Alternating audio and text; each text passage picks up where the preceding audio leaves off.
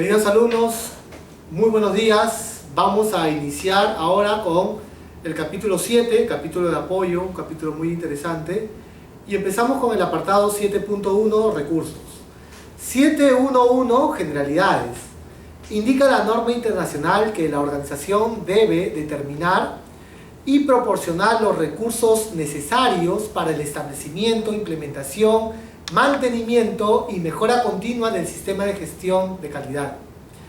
Es cierto, ¿no? Entonces, un sistema de gestión de calidad que hay que darle entrenamiento, conocimiento, infraestructura, calibraciones, entre otros aspectos importantes, tiene que tener recursos. Recursos que son liderados por la alta gerencia, sin lugar a dudas, que ya lo habíamos visto en 5.1. Indica también este apartado que la organización debe considerar, letra A, las capacidades y limitaciones de los recursos internos existentes. Qué honesto es la norma. Y es que la primera pregunta que debemos hacernos es ¿cuánto es nuestra capacidad instalada?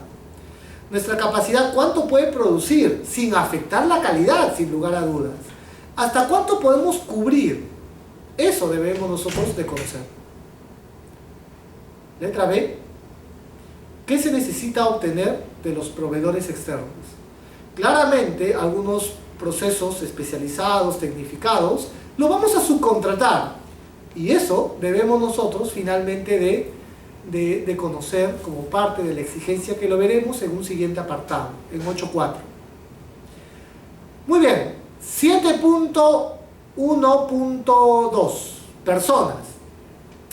Indica la norma internacional que la organización debe determinar y proporcionar las personas necesarias para la implementación eficaz de este sistema de gestión de calidad para su operación y su control.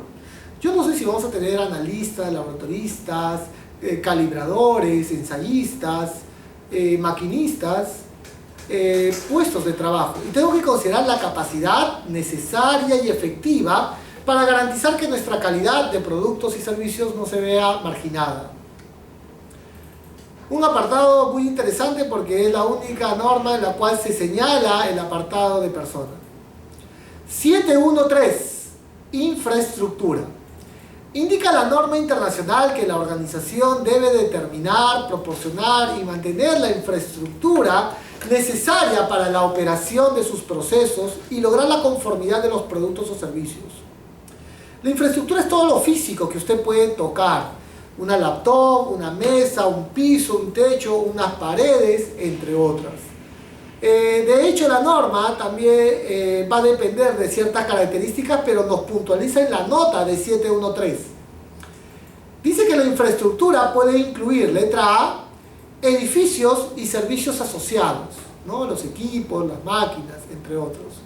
Bueno, servicios también puede ser el servicio de llamada, ¿no? El call center, el software que finalmente conserva el registro de llamadas, por supuesto. Letra B, los equipos, incluyendo el hardware y el software. Equipos físicos, ¿no? El hardware, ¿no? Los software, de alguna manera, la línea. Si yo quiero tener una cobertura, deberé tener una línea que garantice la cobertura nacional porque me dedico al call center de llamadas. Letra C, los recursos de transporte. Más aún si tú eres una empresa de servicio de transporte, ¿no? Mudanza. Oye, el camión es tu infraestructura. Letra D, tecnologías de información y de comunicación, como acá lo ha detallado aún más, ¿no? Tecnología de información, sobre todo si tú eres una empresa que hace exámenes médicos. 40 años tienes que conservarlas, ¿no? Entonces el registro histórico de los pacientes, de sus atenciones. El historial médico, debemos nosotros de conservarlas. La comunicación, legible, de alguna manera detallada, puntualizada, accesible, que debe tener como parte del servicio, sobre todo si tú te dedicas a ello. 7.1.4, la norma nos indica el ambiente para la operación de sus procesos. Indica la norma internacional que la organización debe determinar, proporcionar y mantener el ambiente necesario para la operación de sus procesos y para lograr la conformidad de los productos o servicios. Esta vez es el ambiente, ¿no? Es la interrelación con la persona. Por ejemplo, esta computadora es la infraestructura, pero realmente pesa muy poco, es bastante ágil, bastante dinámico, el software no es lento, es bastante dinámico, ágil, versátil. Ese es el ambiente. En esta oficina que tenemos, la sensación térmica, los niveles de ruido, de iluminación son bastante adecuados.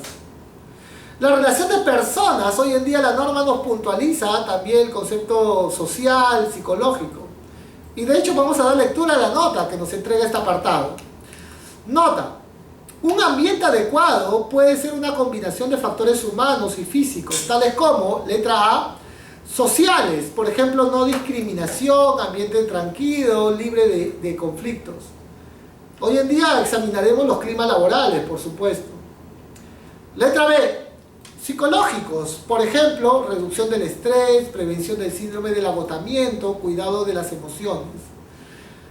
Síndrome de burnout, acoso sexual, acoso laboral, el bossing, que está relacionado con el jefe, que te humilla, te grita.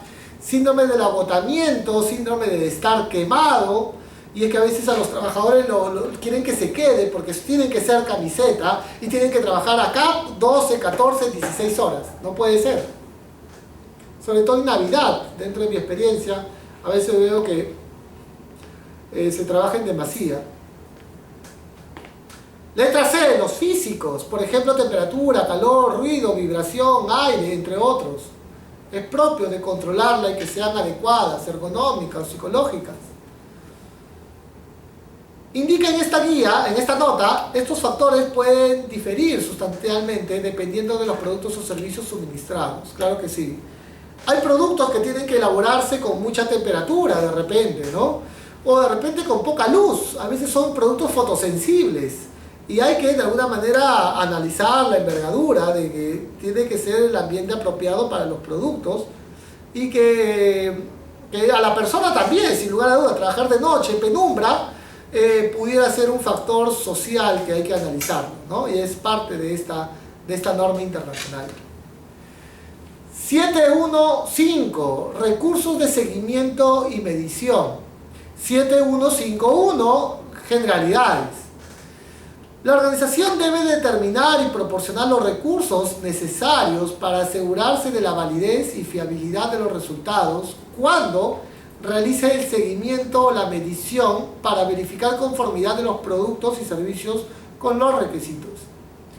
En ese sentido, yo tengo que tener recursos para poder desarrollar mi seguimiento y medición, para garantizar que están dentro del límite inferior y el límite superior, tal como lo habíamos señalado en 4.4. A veces un micrómetro para medir de alguna manera espesores, de alguna manera una cinta métrica para medir longitudes, balanzas para medir de repente pesos, sería prudente, ¿no? Con los recursos necesarios, ese señor tendrá que de ser educado para hacer uso del micrómetro, de la balanza, del piezómetro, entre otros, por supuesto. La norma indica que la organización debe asegurarse de que los recursos proporcionados, letra A, son apropiados al tipo específico de la actividad de seguimiento y medición realizadas. El peso estará relacionado con la balanza, la temperatura seguramente con un termómetro, el pH con un pHímetro, el caudal con un caudalímetro, la conductividad con un conductímetro. Y eso debemos tener un listado seguramente de las especificaciones técnicas de los recursos, de los equipos que tú tengas. Letra B, se mantienen para asegurarse de la idoneidad continua para su propósito. Tienen que estar vigentes, calibrados, normados, especificados, por supuesto, ¿no? Con una incertidumbre de medición acorde. Y este apartado nos invita a que veamos la norma ISO 17025, que es calibración de equipos. El último apartado de esta norma nos señala que la organización debe conservar información documentada apropiada para evidenciar de que los recursos de seguimiento y medición son idóneos para su proceso. En ese sentido, queridos alumnos, debemos tener un listado de las características, marcas, incertidumbre y particularidades de tus instrumentos. En 7.1.5.2, trazabilidad de las mediciones. ¿Qué indica la norma? Cuando la trazabilidad de las mediciones es un requisito o es considerada por la organización como parte esencial para proporcionar confianza en la validez de los resultados de la medición, el equipo de medición debe, letra A, calibrarse o verificarse, o ambas, a intervalos especificados o antes de su utilización, contra patrones de medición trazables, a patrones de medición internacionales o nacionales. Cuando no exista tales patrones, debe conservarse la información documentada, la base utilizada para la calibración de los equipos. El instrumento tiene que estar calibrado, eso es lo que te dice la norma. O verificado o ensayado. Antes de su uso debemos de garantizar que la incertidumbre de medición está dentro de los patrones aceptables de manera internacional o nacional. Acá hablaríamos de INACAL, por supuesto. Letra B. Identificar su estado. Identificarse para determinar su estado. Yo tengo que decir, oye, ¿cuándo vence su calibración? ¿Cuál es la fecha próxima? Letra C. Protegerse contra ajustes, daño o deterioro que pudieran invalidar el estado de la calibración y los posteriores resultados de la medición.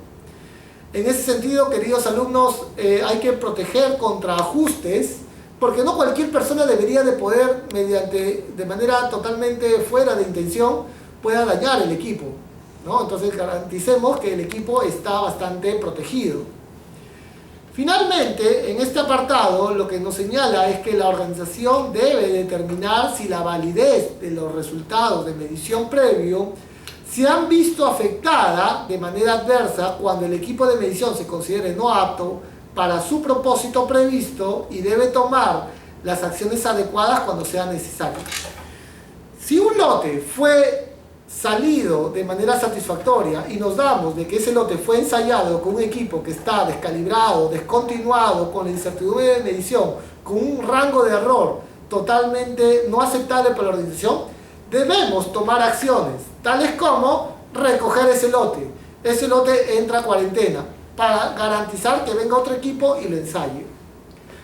Esto sucedió con una empresa de autos, me parece que es extranjera, japonesa, en la cual un lote en el Perú vino y de alguna manera los equipos, los clientes se lo compraron y lo llevaron, pero desde la casa matriz determinaron de que ese lote que estaba en Perú estaba mal hecho, que el sistema de frenos iba a fallar no en el sexto mes que ellos preveían, sino en el tercer mes. Y para que conmigo la calidad tiene un valor tan importante, es que nos contactamos con los clientes, recogimos ese lote y le entregamos un lote nuevo, un equipo nuevo, de una mejor gama. Y eso lo descubrieron porque tienen instrumentación, calibración, de análisis. Y de esa manera debemos de comportarnos porque la calidad es un valor muy importante en la organización. 716. Conocimientos de la organización. Qué interesante, una cláusula nueva, no lo tenía la versión anterior. ¿Qué dice en 716? La organización debe determinar los conocimientos necesarios para la operación de sus procesos y lograr la conformidad de los productos o servicios. Los conocimientos cambian. Hoy lo que sabes puede ser de alguna manera contraproducente, porque la tecnología te dice de que lo que se sabía, lo que se hacía, lo que tú considerabas que era correcto, hoy en día no es correcto. Lo que tú considerabas que era de alguna manera aceptable, hoy en día es no aceptable. Y es que las tecnologías, los procedimientos cambian y tú deberás de mantener ese conocimiento. Dice la norma que estos conocimientos deben mantenerse y ponerse a disposición en la medida que sea necesario. Tiene que compartirse el conocimiento, las experiencias, los proyectos fallidos, los proyectos de éxito tienen que conservarse. No te resistas a las nuevas tendencias tampoco. Habíamos dicho, mira lo que le pasó a Kodak, Yahoo, a BlackBerry y entre otras organizaciones.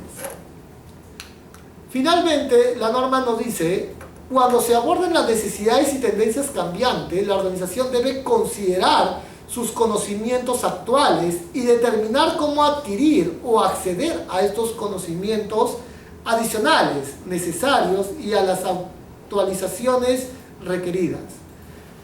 El conocimiento cambia y hay que ser, de alguna manera, tener el vehículo para poder acceder a estos conocimientos. ¿A través de qué? Congresos, conferencias, cursos, libros, visitas, pasantías, llamadas a los proveedores técnicos para que nos actualicen en la terminología, en la técnica. Vamos a dar lectura a las dos notas que aparecen en 716. Nota 1. Indica que los conocimientos de la organización son conocimientos específicos que la organización adquiere generalmente con la experiencia. La información que se utiliza y se comparte para los logros de los objetivos. Las experiencias, las vivencias, hay que plasmarlas en los procedimientos, por favor. Nota 2. Los conocimientos de la organización pueden basarse en, letra A, fuentes internas, por ejemplo, propiedad intelectual, conocimientos adquiridos, experiencias, lecciones aprendidas, de fracasos o de éxitos, capturar y compartir conocimientos y experiencias no documentadas, los resultados de mejora de procesos o productos, vivencias que hemos tenido incluso de otras organizaciones. Letra B. Las fuentes externas, por ejemplo, normas, academia, conferencias, recopilación, venir a nuestro centro de formación, será parte de estos conocimientos externos, queridos alumnos. Muy bien, vamos a pasar al apartado 7.2, competencia.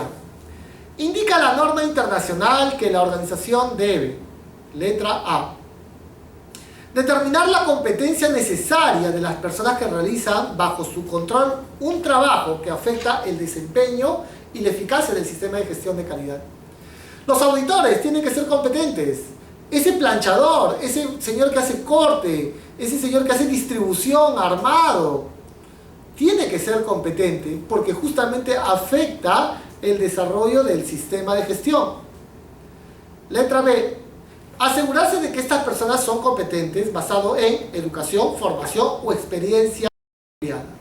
Son las variables que definen competencia a una persona. La educación es el grado de instrucción. Puede ser primaria, secundaria, puede ser colegiado, titulado, habilitado. Para ser médico te piden estas características. Formación. La formación es una especialización. Algún curso has llevado, ya sea en cortado, planchado, conducción, has llevado un curso de formación, o la experiencia. La norma nos dice que los años haciendo una labor te ha generado una vivencia, las incidencias, tus lecciones aprendidas te han permitido un conocimiento y por tal razón eres competente. Si tú tienes 20 años trabajando en esta máquina y esa máquina no se enseña en Senati, ni en SUNAT, ni en Senati, ni en Tepsud, de alguna manera no has terminado el colegio, pero no hay nadie mejor que maneje esa máquina que tú eres competente y yo como organización tengo que liberar tu competencia. Letra C. Cuando sea aplicable, tomar acciones para adquirir la competencia necesaria y evaluar la eficacia de estas acciones tomadas. Si no es competente, le daremos la competencia a través de programas formativos. Y una vez que reciba el curso, habremos que evaluar la eficacia, garantizando que él ha adquirido ese conocimiento, de repente en la práctica o en la teoría, pero debemos nosotros de poder gestionar el conocimiento que ha adquirido esta persona. Letra D. Conservar la información documentada apropiada como evidencia de la competencia. Y usualmente el legajo de competencia que dice que yo tengo 10 años de experiencia, tengo el curso, tengo el grado de instrucción académico, ingeniero, bachiller, titulado, colegiado o secundaria completa, lo tiene recursos humanos. Usualmente la cláusula 7.2 es de recursos humanos, por supuesto. 7.3. Toma de conciencia. La norma indica en toma de conciencia que la organización debe asegurarse de que las personas que realizan el trabajo bajo el control de la organización tomen conciencia de, letra A, la política de la calidad. Y en ese sentido, queridos alumnos, ya 7.2 la persona es muy competente, tiene mucho en la cabeza. En 7.3 queremos atacar el corazón de la persona. Por 5.2, política, la política se ha comunicado. Por 7.3, la persona debería de poder comprender y entender la relevancia de los compromisos de la política. No que se lo sepa de memoria, sino que él entiende por qué es relevante el compromiso de la satisfacción del cliente, por qué es importante cumplir los requisitos, por qué es importante la mejora continua. La pregunta por qué debe ser esclarecida en 7.3. Letra B. Los objetivos de la calidad pertinentes. Por 6.2, los objetivos son comunicados. Por 7.3, la persona lo ha interpretado, se ha sensibilizado, entiende la relevancia de lograr este objetivo en la organización, de lograr 90% de satisfacción al cliente. Letra C. Su contribución a la eficacia del sistema de gestión de calidad, incluidos los beneficios de la mejora de desempeño. La persona entendió, ha sido sensibilizado en que es beneficioso, que ahora tener protocolos, ensayos de calidad, tener equipos calibrados, cumplir procedimientos, estándar, límites aceptables, es beneficioso para la organización, para la continuidad, para dejar satisfecho al cliente, para ser competitivos. Letra D. Las implicancias de incumplimiento de los requisitos del sistema de gestión de calidad. Él entiende que finalmente generaría muchos riesgos si no se cumple, si no ensaya, si no inspecciona, si no garantiza que el equipo está calibrado. Él entiende cuáles son las consecuencias, no de que pierda el trabajo, sino de que vamos a lograr una insatisfacción con nuestros clientes. Entonces, yo les recomiendo, queridos alumnos, programas de sensibilización, ensayos. Realmente hay una relación muy cercana con los trabajadores, con las personas que hacen el trabajo. 7.4. Comunicación. En este apartado la norma lo que quiere es evitar el teléfono malogrado. ¿Qué pide la norma? Dice que la organización debe determinar las comunicaciones internas y externas pertinentes al sistema de gestión de calidad que incluya. Debemos de tener protocolos para comunicar externa e internamente. ¿A quiénes? A las partes pertinentes. Letra A. ¿Qué comunicar? ¿Qué comunicamos? ¿Qué información es relevante para el sistema? Letra B. ¿Cuándo comunicar? Yo no sé si cuando llega una carta producto de un ministerio de producción, del cliente, entre otros, una ONG, la comunidad, por ejemplo, le vamos a comunicar. ¿Cuándo? Si yo quedé con ellos anualmente, le tendré que comunicar anualmente. Letra C. ¿Quién comunica? ¿Quién comunica ante los órganos de gobierno, ante la comunidad, ante los clientes, ante el franquiciante? De repente es el representante legal, el área de comunicaciones, el área de imagen, entre otros. Al cliente, una queja, ¿quién le comunica? Tener un libro de reclamaciones es propio de estar dando cumplimiento al canal de comunicación, por ejemplo. Tener toda una área de comunicaciones es dar cumplimiento a 7.4. Letra D. ¿Cómo comunicar? No sé si de manera oral, escrita, video, entre otros. A los mismos trabajadores, reunirse es parte de una comunicación. Letra E. ¿Quién comunica? Puede ser la alta gerencia, el área de imagen, el área de relaciones comunitarias, entre otros. Muy bien, queridos alumnos, ahora pasaremos a nuestro último apartado del capítulo 7, que es apoyo. 7.5, información documentada. 7.5.1, generalidades. Indica la norma internacional que el sistema de gestión de la organización de calidad debe de incluir. Letra A. La información documentada requerida por esta norma internacional. Y ya habíamos hablado qué te pide que esté como información documentada. El alcance, la política, los objetivos, la competencia, la calibración de los equipos tiene que estar como información documentada. Y si la norma me lo pide, lo voy a hacer. Letra B. La información documentada que la organización determina como necesaria para la eficacia del sistema de gestión de calidad. Si yo he considerado tener protocolos, ensayos, inspecciones, revisiones técnicas, entre otros, al margen que está dentro de la ley, si yo lo considero necesario, lo voy a hacer. Tienes que implementarlo para garantizar control.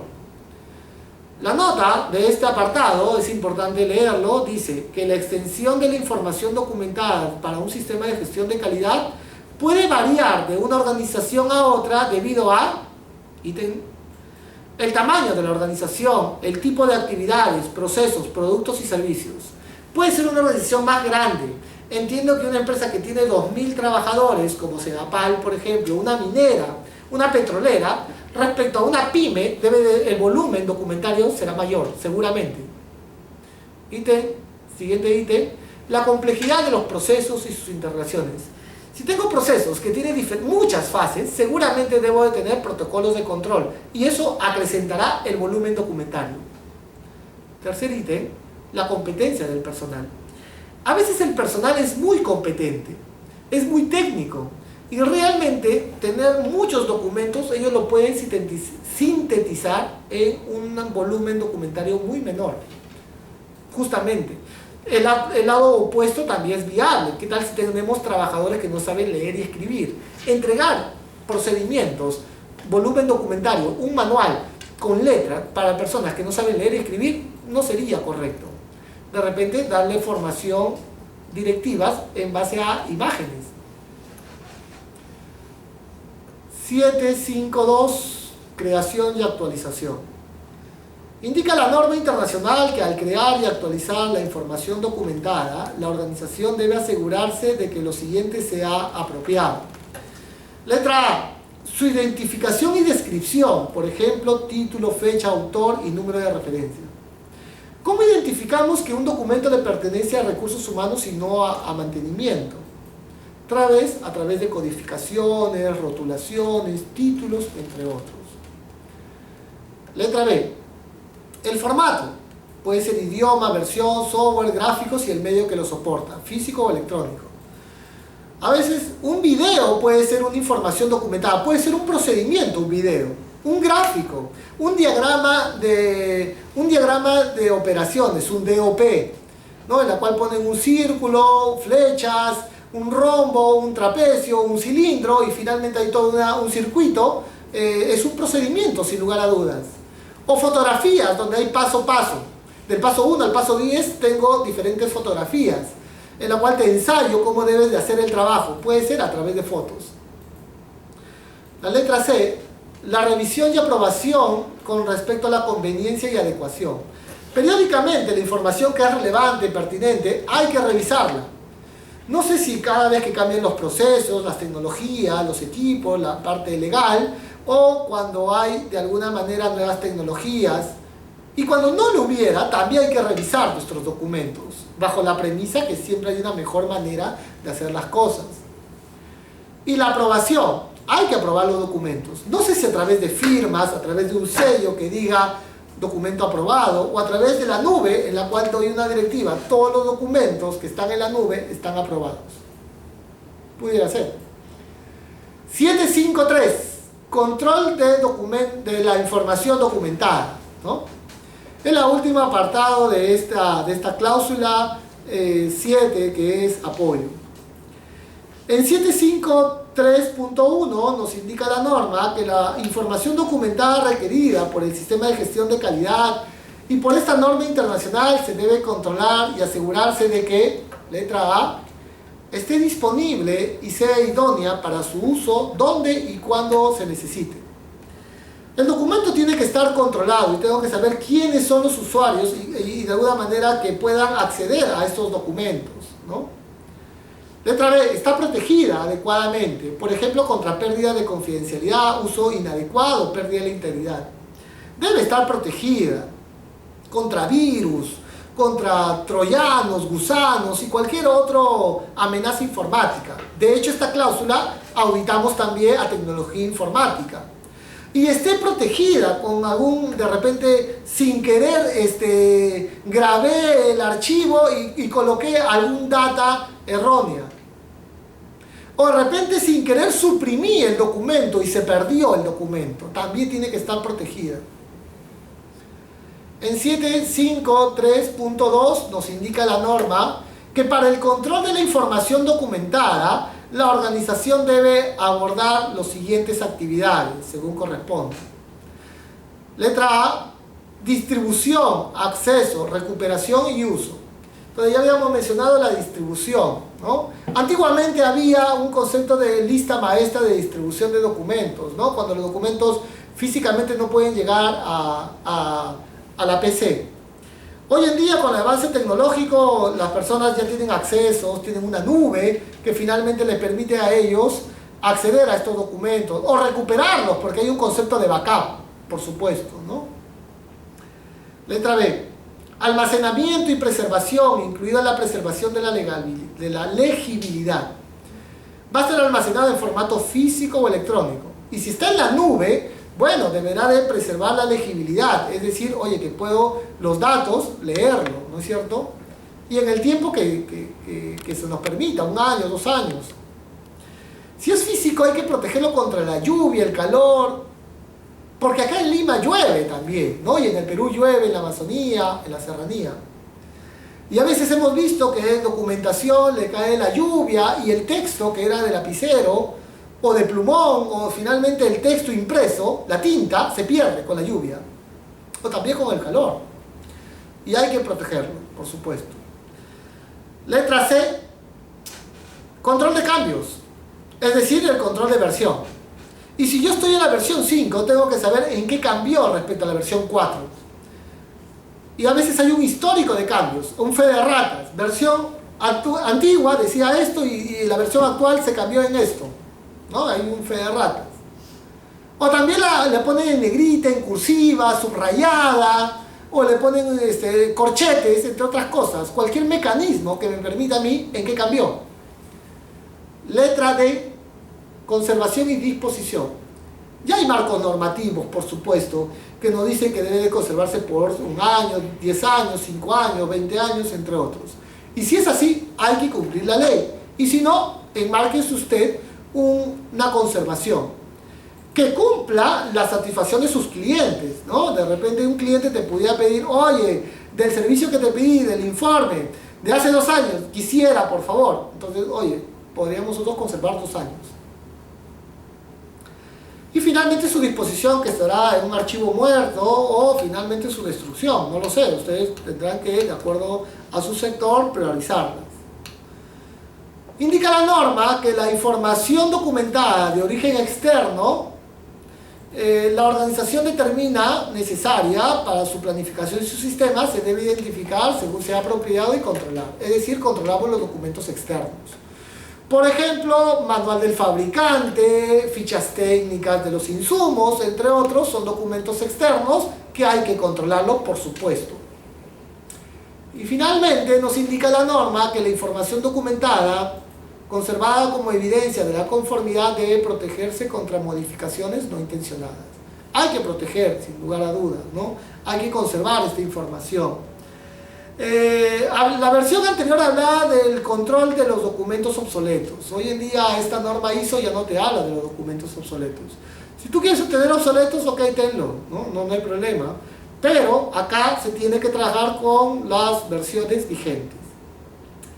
La nota de este apartado creo que es importante, la vamos a dar lectura, y dice que el acceso puede incluir una decisión en relación al permiso para consultar la información documentada o al permiso y la autoridad para la consulta o modificación del documento. En ese sentido, queridos alumnos, el acceso me puede permitir solo lectura e impresión, o modificación y actualización, dependiendo de ciertos cargos jerárquicos, ¿no? Muy bien, queridos alumnos, esta es la información que te damos de la cláusula número 7 y nos vemos hasta otra oportunidad. Les vamos a entregar algunos talleres para que puedan definir perfiles de puestos, para hacer un circuito lógico de un control documentario y un protocolo de canal de comunicaciones para tenerlos todos. Muchas gracias y nos vemos en la siguiente cláusula. Saludos.